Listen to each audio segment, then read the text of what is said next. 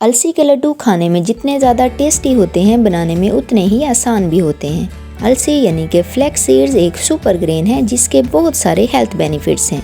कमर दर्द, जोड़ों में दर्द और हड्डियों के दर्द के लिए ये बहुत ज़्यादा मुफीद होता है क्योंकि इसमें काफ़ी मिकदार में ओमेगा 3 फैटी एसिड्स और फाइबर होता है। तो चलिए इनको हम बनाना स्टार्ट करते हैं।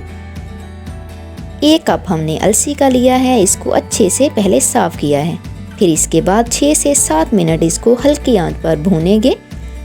उसके बाद डिश आउट करके थोड़ा सा ठंडा करेंगे और ग्राइंडर में डालकर इसको पीस लेंगे।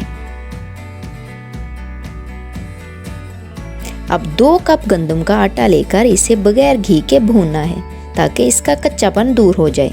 जब आटा थोड़ा सा कलर चेंज कर लेगा तो इससे भी डिश आउट कर लेना है। हिसाब आपने वही रखना है जो मैं बता रही हूँ। अगर आपके पास अलसी का 1 कप है तो आपने 2 कप गंदम का आटा और 1 कप सूजी लेनी है। अब यहाँ आटे का कलर चेंज हो गया है, इसको मैं साइड पर रख देती हूँ। अब 1 कप सूजी को भी आपने आटे की तरह ही बगैर घी के भूनना है। आंच को आपने लो ही रखना है। जैसे ही कलर चेंज हो जाएगा इसको भी हम निकाल लेंगे। हम किसी भी चीज़ को बर्तन के अंदर नहीं रहने देंगे।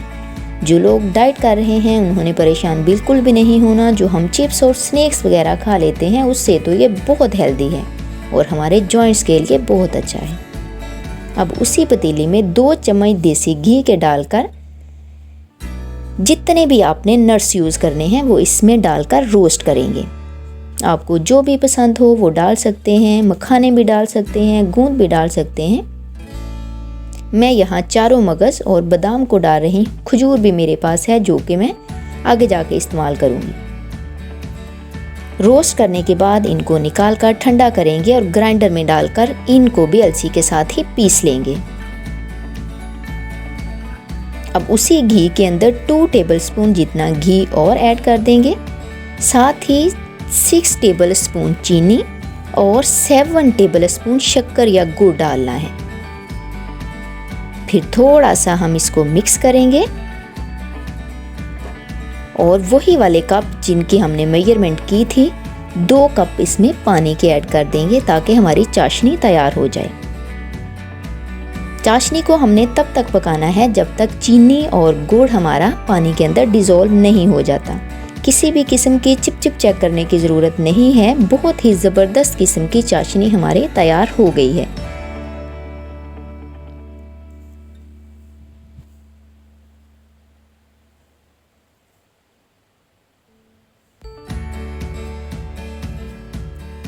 अब ये अलसी थी, इसको ग्राइंड कर लिया। नट्स थे उनको ग्राइंड कर लिया। आटा और सूजी ऑलरेडी ग्राइंड थे। इन तमाम इंग्रेडिएंट को मिक्स करके चाश के अंदर डाल देंगे।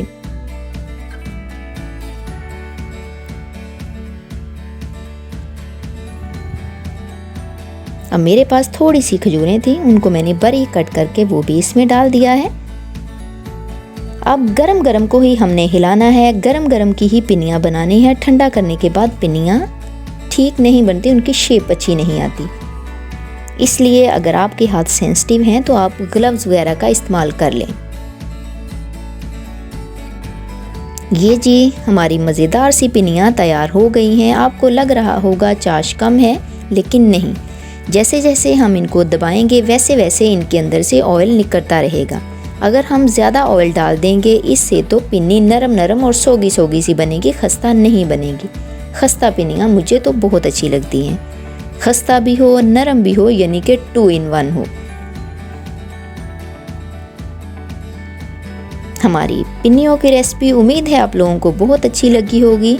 जो भी ये पिनियाँ बनाएं वो मुझे कमेंट बॉक्स में लाजमी बताइएगा कैसी लगी मेरी ये रेसिपी।